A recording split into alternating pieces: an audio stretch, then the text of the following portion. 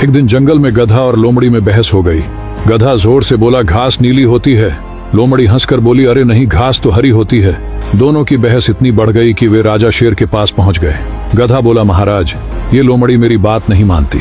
मैं कहता हूँ घास नीली होती है और ये कहती है हरी। शेर कुछ पल सोच में पड़ा, फिर बोला, गधा बिल्कुल सही है, घास नीली होती है। गधा उछल पड़ा, हिनहिनाया और बोला, देखा, मैंने कहा था ना मैं सही हूँ। वो खुशी से नाचता हुआ वहां से चला गया। थोड़ी देर बाद गधा वापस आया और बोला, महाराज, मैंने केस जीत लिया।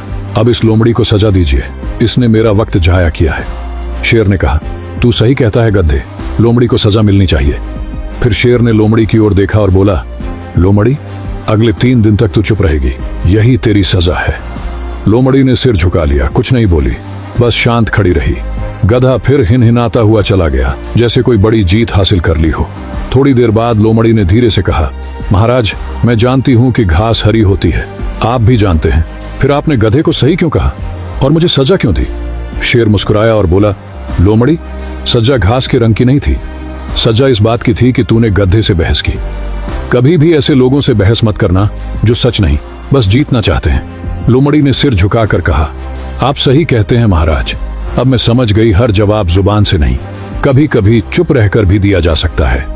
शेर ने सिर हिलाया और कहा, जो मूर्ख से बहस करता है वो खुद अपनी समझ पर शक कर बैठता है। और उस दिन के बाद लोमड़ी ने किसी गधे से बहस नहीं की, क्योंकि उसने सीख लिया था कि हर सच्चाई साबित करने लायक नहीं होती। मॉरल ऑफ द स्टोरी, हर बहस जीतने की नहीं होती, कुछ बहसें छोड़ देने से ही इंसान बड़ा बनता है।